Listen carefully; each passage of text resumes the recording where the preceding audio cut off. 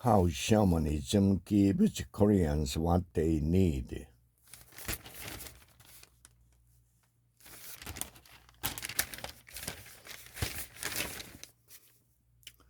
Chu was going through a bitter divorce and knee-deep in lawsuit when she visited a mudang, or Korean shaman, in the winter of 2011. She asked the shaman Kim to perform a kut, a ritual, including offerings and sacrifices to the gods, believed to bring a change in fortune. To help her win a case, Kim refused. The deities, Kim said, had already determined that Chu would lose everything in the battle. That wasn't what Chu wanted to hear.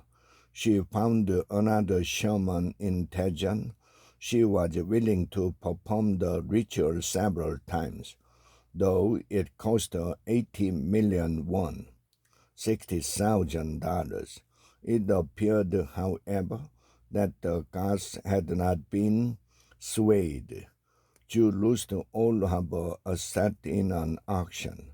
Chu is who many Korean shamans describe as their average client, a middle-aged woman who likely has a family to care for and, above all, a problem that needs fixing.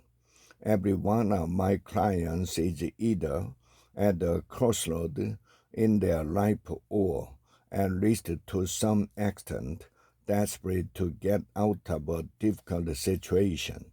Shaman Kim told the Korea Jwang Daily in an interview in a living room next to the shrine, where she prays to the gods and receives clients, people who are satisfied with their current situation don't visit the shaman.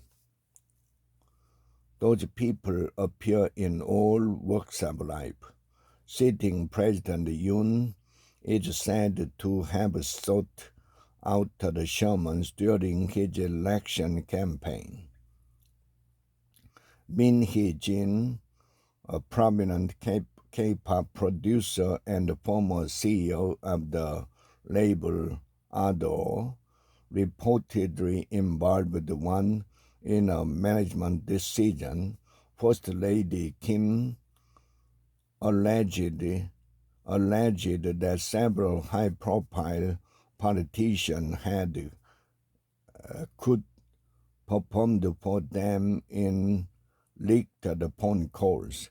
It is difficult to find a concrete count of people who have visited shamans in recent years, but folklorist Hong found that more than 50,000 could have been performed in the Greater Seoul metropolitan area in 2017.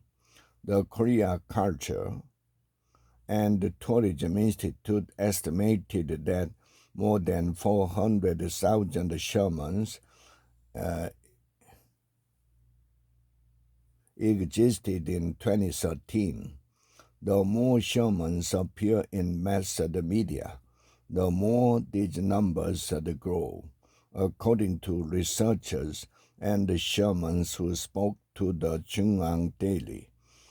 In any case, with its cultural roots and continued demand, the millennium-old practice is a fixture in Korean society. Why is shamanism historically stigmatized and discounted by many as the stuff of superstition, still thriving in the 21st century? It has to do with the answers it provides to people's innermost desires.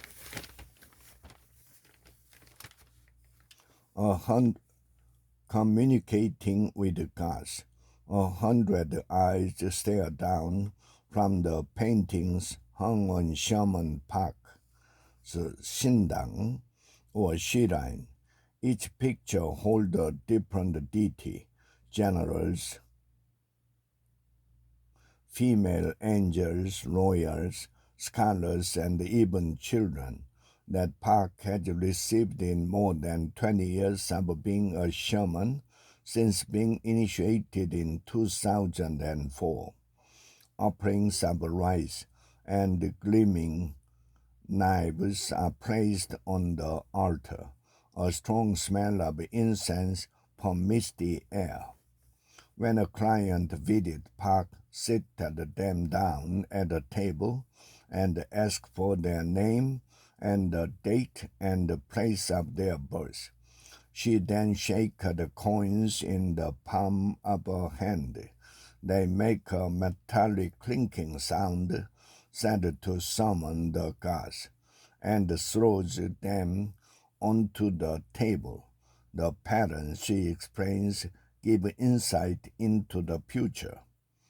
Now, possessed by a god, Park states what the client's current problem is before looking at their past that might have led up to it and the events that might follow in the future.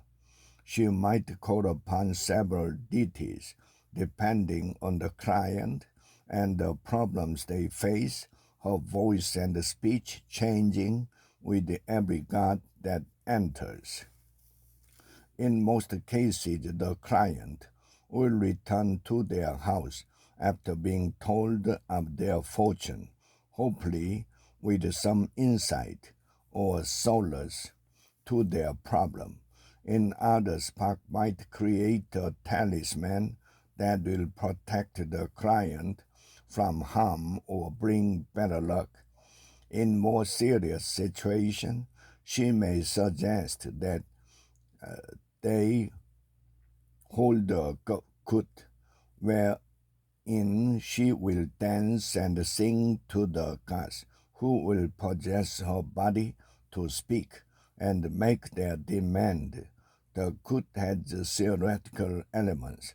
Park changes clothes with every god who possesses her and shows up their prowess through physical might, such as dancing on sharp blade when receiving a powerful general.